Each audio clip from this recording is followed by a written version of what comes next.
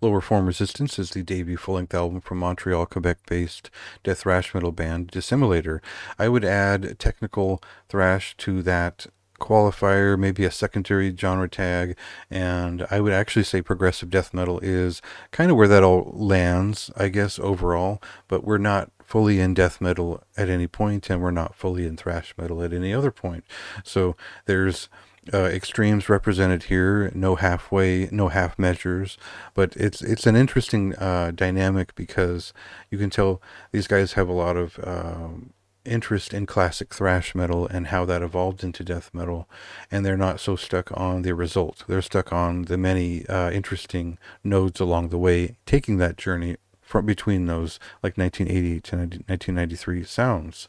So you can tell there's a lot of interest in this record, the way they present it, as far as both the classics like Cynic and Atheist and that kind of thing, but it's not really following that slick rhythmic style of death metal at that time.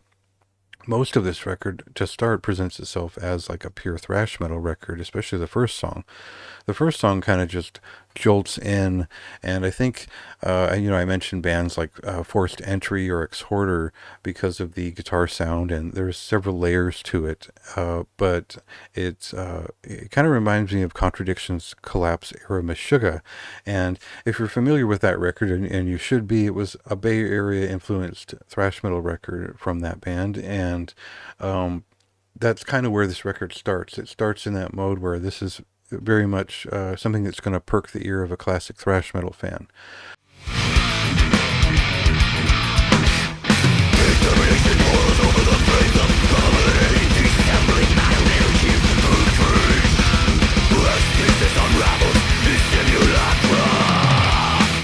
But then they get kind of weirder with it. They get into progressive death thrash touches. They get into some of these cynic moments, and then we start to hear elements you'd expect from a Voivod record in the late 80s.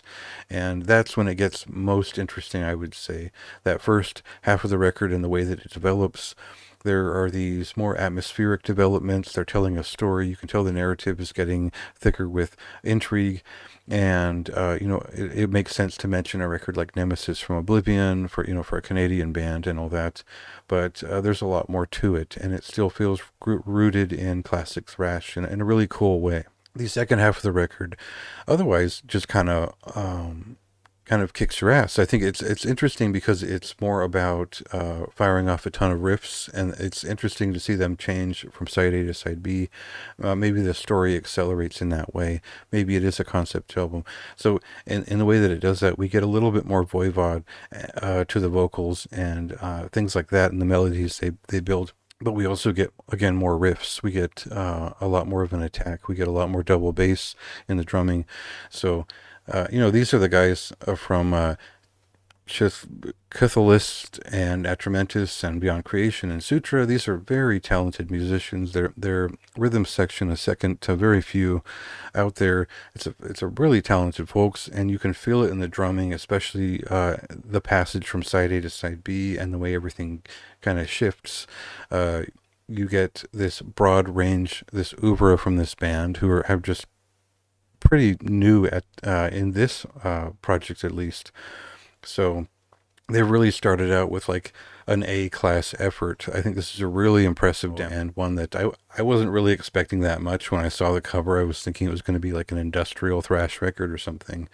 But it turns out there's a lot more to it. They have a fully fleshed sound here. They're doing quite a lot with it, and they're really playing at their level, and they're approaching thrash and death metal in a way that is classicist in its sensibilities, but really responding to the they're so talented in their playing. And so it's a really great balance if you like, technical death thrash metal.